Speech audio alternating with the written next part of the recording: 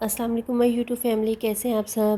آج میں آپ کے ساتھ شیئر کروں گی چکن شورما کی ریسیپی۔ یقین جانیے یہ بہت ہی مزیدار اور لذیذ بنے گا اگر آپ نے میری ریسیپی کو فالو کیا اور ساتھ ہی اس کے انگریڈینٹس کو سمجھنے کے لیے بنا سکپ کیے ویڈیو کو اینڈ تک دیکھیے گا۔ تو یہاں میں نے لیا ہے چکن بریسٹ 1 kg۔ اب اس میں نے مسالہ ڈالا ہے کٹی لال مرچ 1 چمچ، لہسن 1 چمچ، لال مرچ کا پاؤڈر 1 چمچ، نمک آدھا چمچ، سرکہ 2 چمچ اور چلی سوس 2 چمچ۔ اس کے ساتھ ہی میں نے تکا مسالہ ڈالا ہے 1 چمچ اور بہت ہی پیارا اور خوبصورت کلر آنے کے لیے فوڈ کلر ڈالا ہے میں نے آدھا چمچ۔ اب ان ساری چیزوں کو اچھی طرح مکس کر کے میرینیٹ کر کے میں نے فریج میں رکھنا ہے 1 گھنٹے کے لیے۔ 1 گھنٹے بعد میں نے اس کو نکال کے دوبارہ سے اچھا سا مکس کرنا ہے تاکہ یہ اچھی طرح سے ساری چکن کے ساتھ اس کا مسالہ لگ جائے۔ تو ساتھ ہی میں نے گرم کر کے گھی اس کے اندر اس کو چکن کو ڈال دیا ہے فرائی ہونے کے لیے۔ تو یہاں اس کو میڈیم ٹو لو فلیم پہ اس کو فرائی کرنا ہے، اس کا پانی خشک ہونے تک اچھا سا اس کو فرائی کرنا ہے۔ پانی خشک کر کے فرائی کرنے کے بعد اس کو ہم نے چولہا بند کر دینا ہے، تھوڑا سا ٹھنڈے ہونے کے لیے رکھنا ہے اور اس کے ساتھ ساتھ ہم نے اپنی وائٹ سوس اور ریڈ سوس کے لیے تیاری کرنی ہے۔ وائٹ سوس بنانے کے لیے میں نے یہاں لیا ہے ایک چھوٹے سائز کا پیاز، ادرک لہسن کا پیسٹ 1 چمچ، بلیک پیپر 1 چمچ اور وائٹ تیل 2 چمچ، 1 چمچ اولیو آئل۔ اگر آپ کے پاس اولیو آئل نہیں تو آپ کوئی سا بھی اپنا کوکنگ آئل یوز کر سکتے ہیں، 1 چمچ اور آدھا چمچ نمک ڈالا ہے میں نے اس میں۔ اس کو اچھے سے گرائنڈ کرنے کے بعد میں اس میں ڈالوں گی مایونیز 2 چمچ۔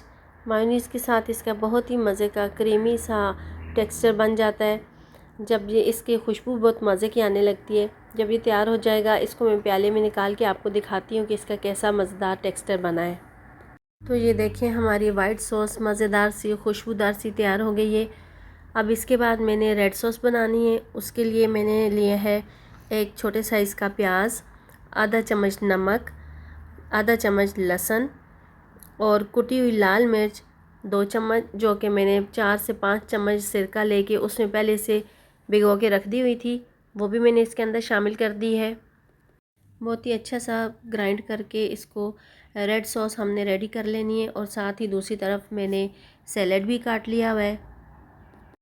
سیلڈ کے لیے میں نے لیا ہے پیاز، کیرٹ اور سیلڈ، ان تینوں چیزوں کو کاٹ کے ان کے اوپر میں نے سرکہ 2 چمچ ڈال کے ریڈی کر لیا ہے۔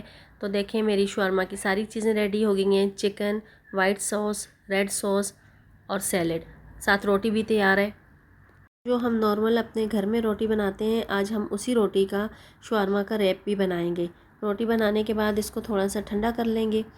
ٹھنڈا کرنے کے بعد اس میں نے سب سے پہلے لگائی ہے وائٹ سوس، پھر لگائی ہے اوپر ریڈ سوس، پھر میں نے سیلڈ لگایا ہے، اوپر میں نے چکن پیسز ڈال کے تو میں نے ایک ریپ تیار کر لیا ہے۔